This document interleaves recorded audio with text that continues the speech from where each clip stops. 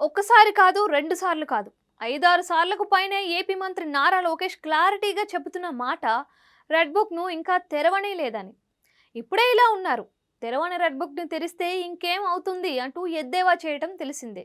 ఏపీలో Lokesh red book పాలన నడుస్తోందని YCP ప్రచారంపై ఈ మధ్యనే ఫుల్ క్లారిటీ ఇచ్చేశారు లోకేష్. తాను ఇంతవరకు రెడ్ బుక్ తెరిచిందే లేదు అన్నారు. ఇదిలా ఉంటే తాజాగా మాజీ మంత్రి పేర్ని నాని మాట్లాడుతూ రెడ్ బుక్ మీద పలు కామెంట్లు చేశారు.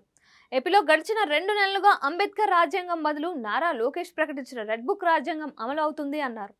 శాంతి భద్రతల్ని కాపాడే అంశంలో పోలీసులను కొత్త పోకడలతో నడిపించే పరిస్థితి కనిపిస్తోందన్న ఆయన గతంలో ఎప్పుడూ లేని పోకడలు గడిచిన 2 నెలలుగా రాష్ట్రంలో చూస్తున్నట్లు పేర్కొన్నారు.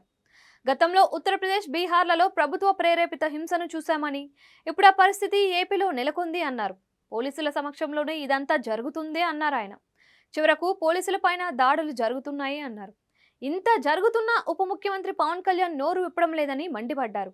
నంద్యాల జిల్లాలో చోటు చేసుకున్న దారుణ హత్యను తీవ్రంగా తప్పుపట్టిన పేర్ని నాని రాష్ట్రంలో రెడ్ బుక్ రాజ్యాంగాన్ని ఒక రిటైర్డ్ డీజీపీ, రిటైర్డ్ ఐజీలు ఇద్దరూ కలిసి అమలు చేస్తున్నారు అన్నారు. తాజాగా నిర్వహించిన జిల్లా కలెక్టర్ల, ఎస్పీల భేటీలో ముఖ్యమంత్రి చంద్రబాబు ఎన్నికల హామీల గురించి ప్రస్తావించలేదని, రాజకీయ పార్టీ తరహాలో ప్రభుత్వాన్ని నడుపుతాము అన్నట్లు వ్యవహరించారు అన్నారు. జగన్ ప్రభుత్వంలో పార్టీలకు అతీతంగా అర్హతే ప్రామాణికంగా పథకాలు అమలు చేయాలని చెప్పేవారన్న పేర్ని నాని మాటలు చూస్తే పదే పదే రెడ్ బుక్ ప్రస్తావన కూటమి ప్రభుత్వానికి చిరాకు పుట్టేలా చేస్తున్నారు అన్నమాట వినిపిస్తోంది.